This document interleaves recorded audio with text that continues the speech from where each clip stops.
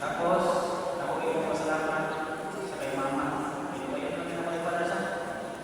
Ako yung pasalamat sa mama dahil sa ng papa, sa dati ang pinang puto. Hindi ko dyan mas pinako. Pero kung ang mas ano kayo, usang sa pinarasyon, nagsulod ko sa seminaryo, bangon sa akong mama. Dahil nagdusa, tapos pinitigil yung bigla sa simbahan, bakit damay ako. Itigil ko malipad sa bata pa lang ko, tinatagaan ko ng 2 pesos.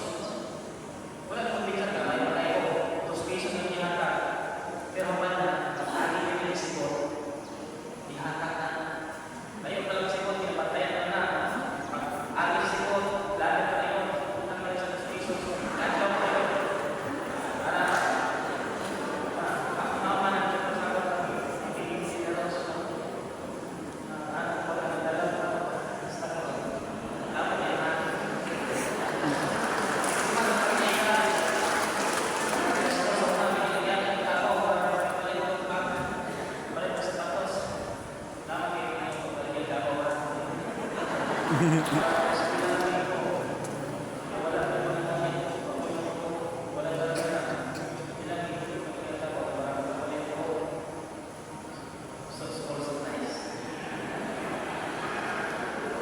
Isa pa rin sa kaso, gusto ko sa seminaryo, body also, ang umihanap sa Ginoo.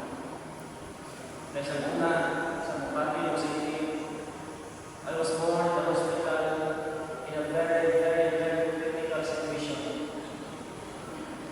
Nag-delivery sa bata. Sa pagpapatay ko sa ili, 4 na ako sa mama. No? Muna na,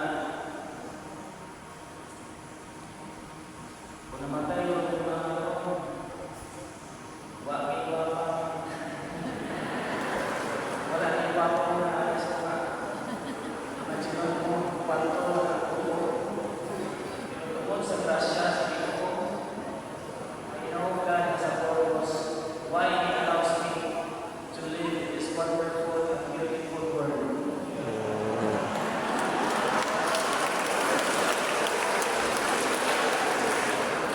What I have, what I am today is the gift of God to me.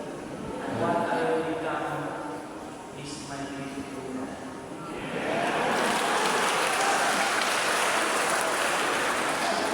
Wala, dala ko tigil, tapos na ko kayo. Para kita, bakit ka sa hospital ka, napakasunod sa Indian. Ito, hindi ko alam ko. Para.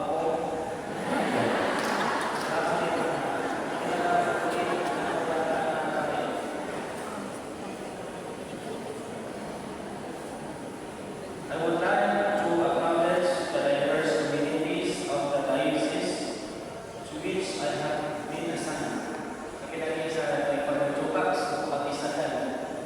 Isang pagpandimik, wala kami internet sa dati, nag-eskwela ko sa kapis.